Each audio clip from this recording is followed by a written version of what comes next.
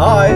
என் காதலும் என்னாகுதோ அன்னைக்கு நைட் நடந்தது உன் மேல உள்ள சிம்பத்தினால இல்ல. இல்லாமலே இந்த இன்விசிபிள் டென்ஷன் எனக்கு சுத்தமா செட் ஆகாது. பிம்பிள்ஸ் வந்துரும்.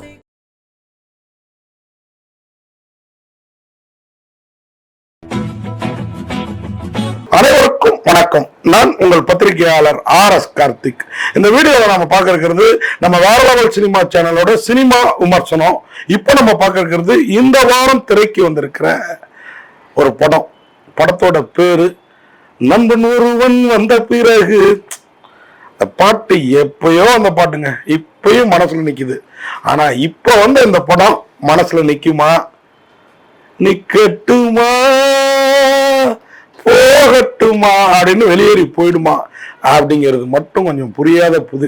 இந்த படம் வந்து இவ்வளவு பிரமாதமான ஒரு பொயட்டிக்கான ஒரு பாடலோட முதல் சரணமா எதை சொல்லுவாங்களே அதே வச்சிருக்காங்களே, பல்லவியா இதை சொல்லுவாங்க அதை வச்சிருக்காங்களே அப்படின்னு சொல்லிட்டு ரொம்ப சந்தோஷமா பார்க்க போய் உட்காந்தோம். அதே மாதிரி எனக்கு பிடித்த கலைஞர்கள் படத்துல வந்து நிறைய பேர் இருந்தாங்க. யூடியூபர்ஸ், கண்டென்ட் அதெல்லாம் சொல்லுவாங்களே, நம்ம Vijay TV, KPY Bala, will spot செமையான ஒரு கண்டென்ட் ப்ரொடக்டரா அவரு, இர்ஃபான் இந்த குக்ரி அவரு, RJ விஜய் எனக்கு ரொம்ப பிடிக்கும் இந்த RJ விஜய் தம்பிய.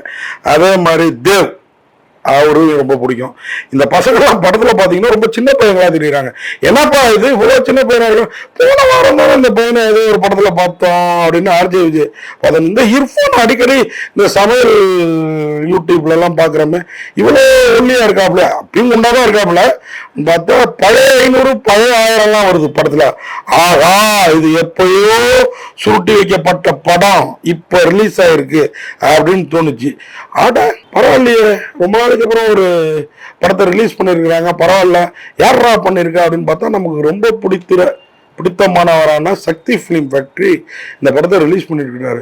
சக்தி ஃபிலிம் ஃபேக்டரி அப்ப படம் வேற லெவலில் இருக்குண்டா, சக்தியோட இருக்குண்டா அப்படின்னு சொல்லிட்டு உக்காந்தா வர சக்தி ஃபிலிம் ஃபேக்டரி அவர் பேரை கெடுத்துக்கிற மாதிரியே படத்தை எடுத்து வெளியிட்டு இருக்காரு.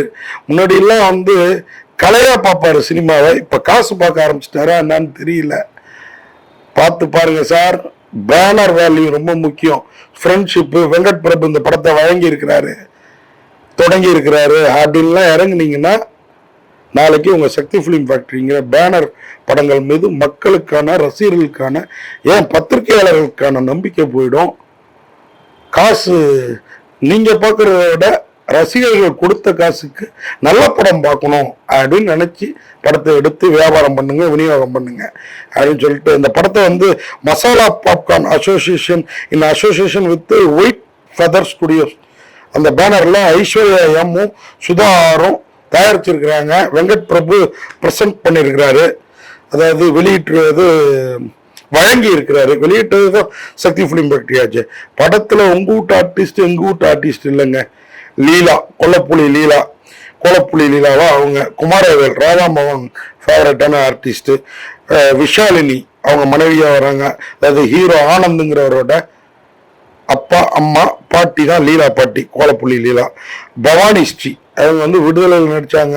இந்த மாதிரி 2 படம் நடிச்சாங்கன்னா சினிமா உலகம் அவங்களுக்கு விடுதலையை கொடுத்துரும். ஆமா, அதையும் யோசிக்கணும். அந்த அம்மனி நம்ம ஜிவி பிரகாஷோட சகோதரி கண்ணம்மா.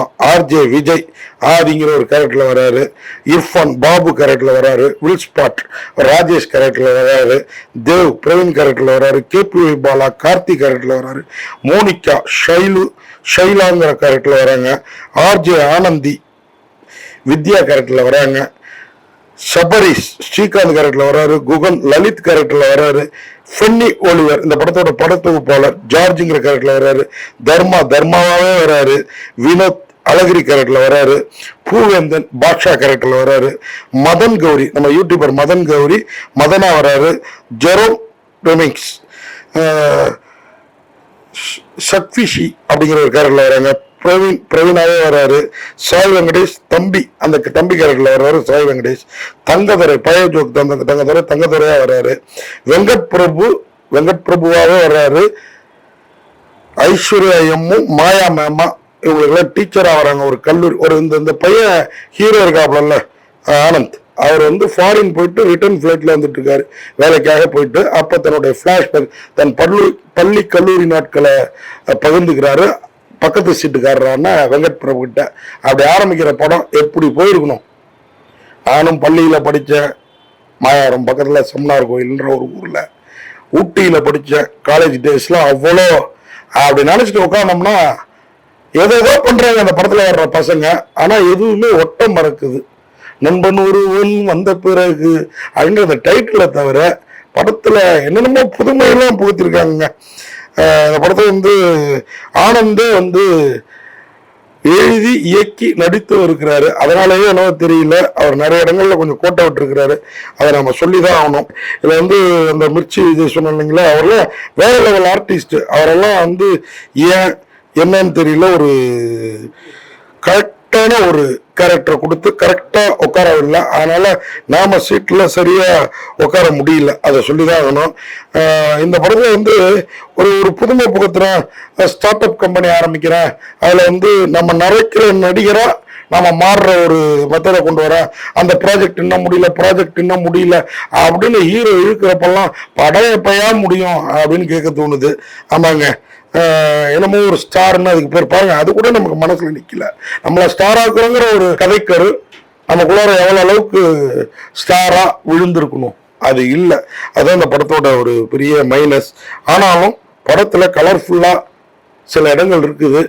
அது உங்களை ஒருவேளை உங்கள் மனதை கொள்ளையடித்தால் வெள்ளையடித்தால் நீங்க ரசிக்கலாம்.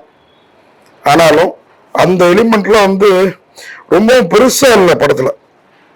அதான் சொல்றேனே, நான் ஊட்டியில கல்லூரி காலங்களை கழித்தப்போ உள்ள நிறைய படங்கள், இப்போ இந்த கல்லூரி பள்ளி படங்கள் இருக்கிறப்ப எனக்கு அந்த ஃபீல் வந்துடும். ஆனால் அந்த படத்துல ஏனோ தெரியல, இந்த நண்பன் ஒருவன் வந்த பிறகு படத்துல அந்த ஃபீல் எனக்கு வரல. அதை வச்சுதான் நான் இதெல்லாம் சொல்றேன். எனக்கு மட்டும் இல்லை, படம் பார்த்த நிறைய நண்பர்கள் அப்படிதான் சொன்னாங்க. ஆனந்த் அண்ட் ராஜேஷ் வி தான் இந்த படத்துக்கு திரைக்கதை ஸ்கிரீன் பிளே பண்ணியிருக்கிறாங்க. திறம்பட பண்ணியிருந்திருக்கலாம்னு தோணுச்சு. ஏஹெச் காசிஃப் அவர் தான் இந்த படத்துக்கு மியூசிக் ஒன்றும் பெருசாக குறை சொல்ல முடியாது. அதுமாதிரி தமிழ்ச்செல்வனோட ஒளிப்பதிவு டிஓபியும் குறை சொல்ல முடியாது. ஃபென்னி ஒலிவர் நடிக்க போயிட்டதுனால பெருசாக கத்திரிய படத்தில் போடல எடிட்டர். ஆர்ட் டைரக்டர் ராகுல் அவர் ஏதோ பண்ணியிருக்கிறாரு. ஃபாரின்லாம் அழகாக தெரியுது. ஃபாரின்ல கொஞ்ச நாள் வேலை பார்க்குறாரு நம்ம ஹீரோ. அந்த ஹீரோவோட ஃப்ரெண்டாக வர்ற அந்த கேரக்டர் கொஞ்சம் நல்லா பண்ணியிருக்கிறாப்புல. அது முன்னாடி எனிமையாக இருந்து ஃப்ரெண்டாக வர்றாரு. ஆனால் ரெண்டு பேரும் பார்த்தீங்கன்னா அண்ணன் தம்பி மாதிரி ஒரு சாயல் தெரியுது. இவங்கெல்லாம் யார், இவங்களுக்கு ஏன் வெங்கட் பிரபு இவ்வளோ முக்கியத்துவம் கொடுத்து இப்படி ஒரு படத்தை வழங்கி இருக்கிறார் அப்படிங்கிறது மட்டும் நமக்கு புரியாத புதிராக இருக்குது. அந்த விளக்கத்தை தெரிஞ்சுக்காது நீங்களும் ஒரு முறை இந்த படத்தை போய் பார்த்தீங்கன்னா நண்பன் ஒருவன் வந்த பிறகு அப்படின்ற ஃபீல் உங்கள் மனசுக்குள்ளாரையும் வந்தால் சந்தோஷம். ஆனா அந்த ஃபீல் வராது. படத்துல கச்சா முச்சான்னு நிறைய நண்பர்கள் இருக்காங்க. நண்பர்கள் வந்த பிறகுன்னு வேணா அந்த படத்துக்கு பேரை வச்சிருக்கலாம். இருந்தாலும் போய் பாருங்க. ஒருவேளை 90s கிட்டா அந்த மாதிரி சொல்லுவீங்க இல்லையா, அந்த மாதிரி கிட்டா நீங்க கருதுனீங்கன்னா 2K கிட்ஸுக்கு இந்த படம் பிடிக்குதான்னு போய் பாருங்க. ஆனாலும் பல இடங்கள் படத்துல இந்த மியூசியம் இருக்கு, இந்த ஆதி படத்தோட சாயல் இருக்கு. ஆனா ஆதி படத்தோட அந்த பெப்பும் கிரிப்பும் இல்லாதது இந்த படத்திற்கு சற்றே பலவீனம்னு சொல்லுவான். நண்பன் ஒருவன் வந்த பிறகு நல்லதும் கெட்டதும் நிறைய நடக்கும். இந்த படம் வந்த பிறகு என்ன நடக்குதுங்கிறத பொறுத்திருந்து பார்ப்போம். நன்றி, வணக்கம்.